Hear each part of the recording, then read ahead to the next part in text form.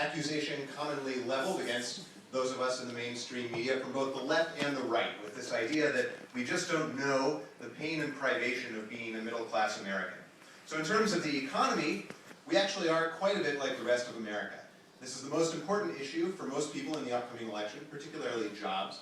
And in this respect, here's the dreariest graph you'll see all evening. There are about as many jobs across all industries in America in 2010 as in 2004. There are 15% fewer reporter jobs in 2010 and 20% fewer television commentator jobs. So in this respect, we're very much in touch with the rest of America.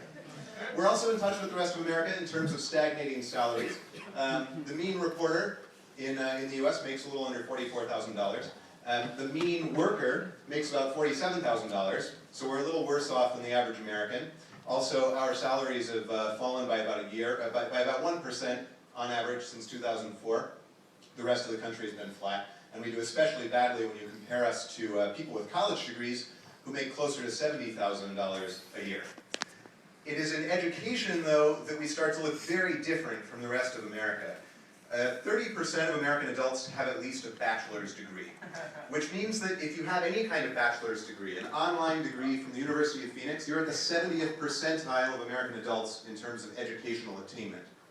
So I'll use admission rates as a quick proxy for where you are within that 30% who've gone to college. 30% of colleges in the US admit every applicant who applies, and another 85% admit more than half their applicants. So if you got into one of the colleges that admits fewer than 20% of their applicants, you're already at the top 1% of people with a college degree in terms of educational attainment. So what that means is that if you go to a college like Montclair State University in New Jersey, which admits half its applicants, you're at the 94th percentile of American adults in terms of educational attainment. Right? Totally different from the average adult with your four-year degree from Montclair State University. If you go to the University of Virginia, which admits about 30% of its applicants, you're at the 98th percentile of American adults in terms of educational attainment. If you went to Harvard, where 7% get in, you're well above the 99.9th percentile. So to compare all of you to the rest of America, I've scraped your LinkedIn profiles, and you are indeed phenomenally different from Americans on average. For one thing, 10% of you went to Harvard, which is incredibly different from the rest of America. It goes without saying. There's also big representation from Yale, Stanford, MIT, the University of Missouri, and the University of Minnesota, all of which are fantastic schools and put you way out of the mainstream.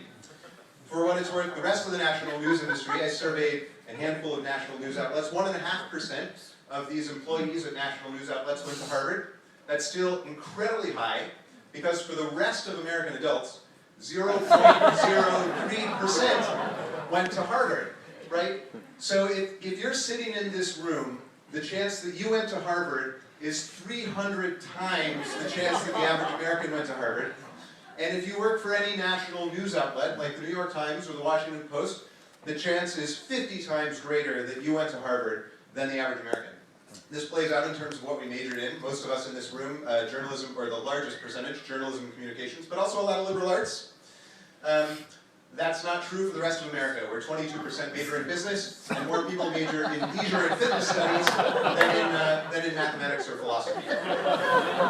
So this plays out in terms of a lot of cultural preferences that set this group apart from the rest of the United States. For one thing, journalists are much more likely to live in New York and Washington than the rest of the country. That gives you a really unique outlook on America. And also,